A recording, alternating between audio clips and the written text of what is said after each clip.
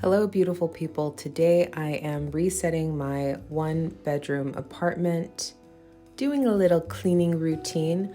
I have kept my place relatively tidy for 2 whole weeks now. I mean, you'll see in a second what the living room looks like. To me, this is tidy because it's in a state where I can pick it up in 10 minutes. And the great thing is, after decluttering so much, I don't have random useless stuff out and about. Everything that's out are items that have been in use. So I have one bag here for trash, one box I'm using for relocation, and then one box I'm doing as a donate box because I have a couple books I want to drop off at the little library. And then I have a bone that Samson refuses to eat. So I'm going to donate that to my friend who has a dog because it was an expensive bone and it needs to find another home. After a really long and busy work week, the last thing I want to do is spend my entire weekend cleaning. And what I like about this reset routine is it takes me about an hour at the most. And that's assuming that throughout the week, I've done a little bit of daily tidying. I'm talking 15 minutes where I'm just putting things back into their place. But to me, it's awesome to spend an hour on a Saturday morning just resetting and doing some extra vacuuming, wiping down of surfaces, putting everything back in its perfect place. It's definitely a gift to myself. And then whenever I come home, I get to come home and I almost am surprised because I'm not used to coming home to a clean apartment. I come in and I'm like, who did this? Who? Oh, it was me. I did this. Wow, it looks really nice in here. And now when friends come over, they're kind of shocked. They're kind of shocked that my place is looking pretty good. She's looking pretty nice.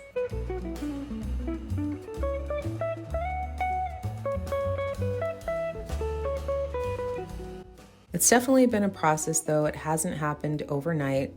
It's been this ongoing lifestyle of simplifying, decluttering more and more, making sure everything has a home. Even simple things like I didn't have a vacuum for years, y'all. I didn't have a vacuum. I know it sounds so basic, but I really didn't have just even the simplest idea of how to maintain a clean home.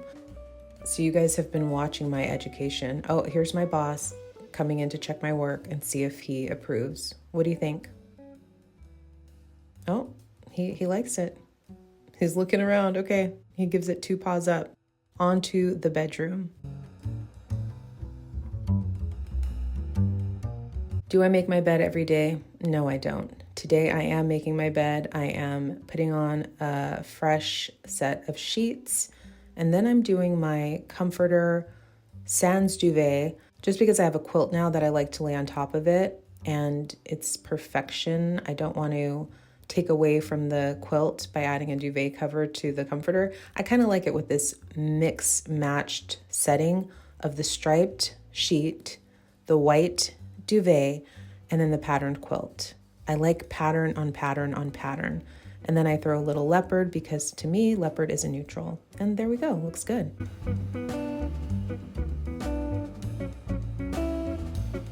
Taking a little break from cleaning to share the sponsor of today's video, June's Journey. When I need some downtime or even just a 15-minute break/reward from cleaning, I love to escape into this very cool 1920s murder mystery plot. June's Journey is a hidden object game where I get to play 1 part detective and 1 part interior decorator. And you get to kind of drag and drop different items so it feels like you're tidying up a space, doing a little Marie Kondo, a little decluttering, which is always satisfying. June is the main character and she's trying to solve her sister's suspicious murder. Like, was it really the husband who did it or was it some other shady character? It really is a lot of fun and it just combines so many of my loves: mystery, 1920s glamour and decor, seeing the plot thicken and unfold. It's a good time and a fun, entertaining way to unwind. You can download June's Journey for free by clicking the link below in the description or scanning the QR code on screen. June's Journey is available on Android and iOS mobile devices, as well as on PC through Facebook Games. Thank you so much, June's Journey, for sponsoring today's video. Thanks to you guys for downloading. I love June's Journey, and I think you guys will too.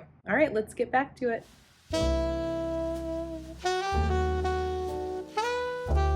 My bedroom doesn't really get too messy.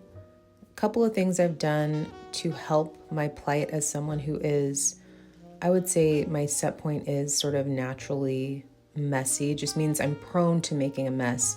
When I walk in the door, I kick off my shoes, I take off my bra, I pull off my earrings, my sunglasses, my keys, and I just sort of walk through the apartment like a whirling dervish and things end up everywhere. So one thing that has helped me is having a couple of baskets in the room. Like I have one basket in the corner, and then I have another basket in the other corner, and just having a zone where instead of things ending up on the floor, they can at least end up in a basket. And then by the end of the week, I can sort through the basket and put things back in their proper place. That helps me. Having hooks on the wall, that helps me. Having baskets laying around the apartment, that helps me. These little hacks have made a big difference for someone like me. But of course, the biggest difference is just having less to manage.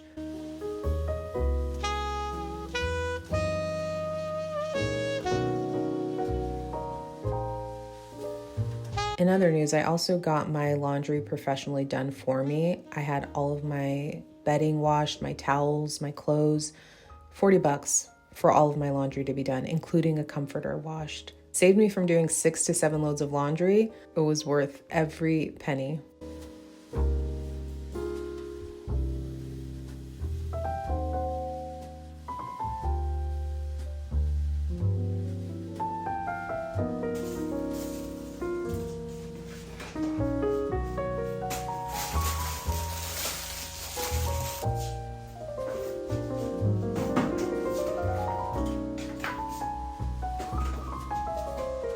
Overall, I've been cooking less than usual, which has made keeping my kitchen clean easier. When I'm cooking 3 meals a day, this place gets out of control very, very fast. I'm very lucky to have this vintage stove.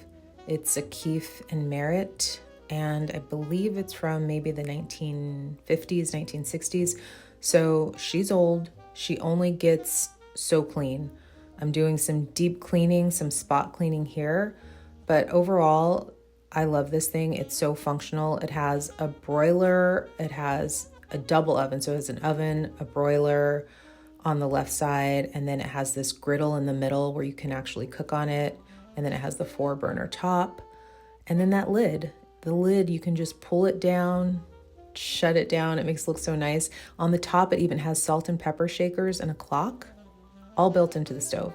She's a masterpiece. She's a work of art.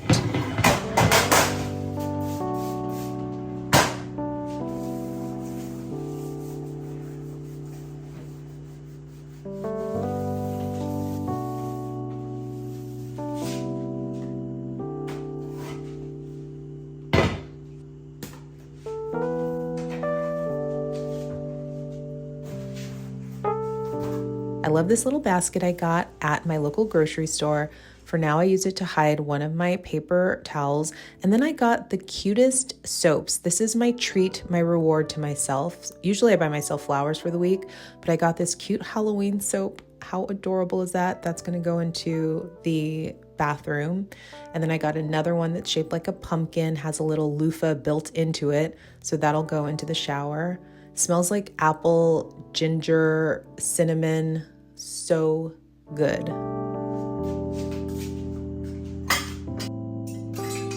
Is having a dishwasher really as amazing as it seems? Let me know in the comments. It probably is, I'm sure. Life has to be so sweet on the other side, where you don't have to wash pots and pans and dishes by hand, right? Let me know which team you're on. Are you on team hand wash? Are you on team dishwasher? I'm sure, if I had my pick, I would absolutely love a full-size dishwasher. I don't think it's worth it for me at this point to take up the precious counter space to get a portable dishwasher. I'll just keep on washing my dishes by hand, the good old-fashioned way.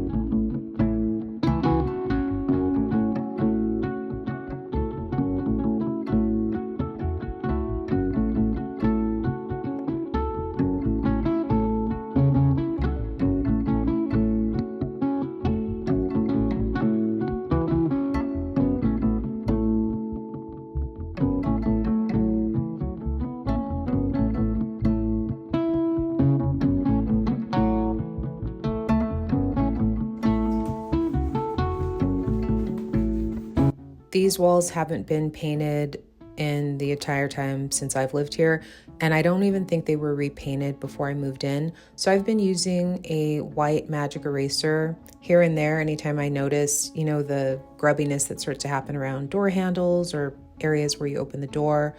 Ultimately, I want to have the place repainted. I've messaged my landlords because at the 10-year mark, you really are supposed to have your place repainted based on the law in California.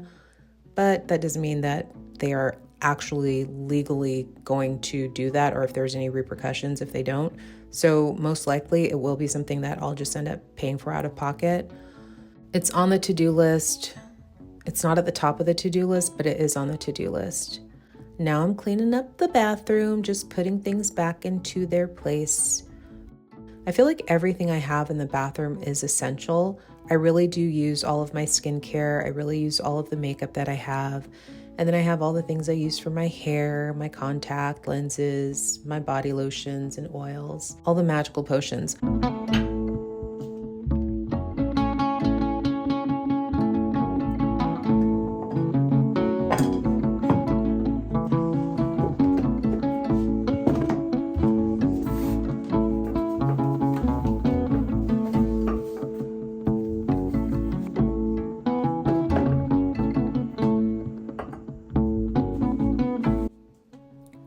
The bathroom was the first room I decluttered, and I always suggest starting in the bathroom because it is the easiest place to make decisions. It's a room where you really use the items, so if you have things in there that you're not using, it's going to be very black and white, and we've all made those mistake purchases. You buy a lipstick and you take it home and then you don't like the way that it feels on your lips, or you buy a lotion and it starts to irritate your eyes. Just there's so many different reasons to get rid of things in the bathroom, especially items that have expired. So I feel like it's a good, easy place to start the decluttering journey because a lot of the items that you get rid of, you can throw them straight into the trash. If you have old prescription bottles, you can take them down to your CVS and they'll take them. It's just a good place to start. So bathroom, 25 items. If you're feeling overwhelmed, start there. Easy win.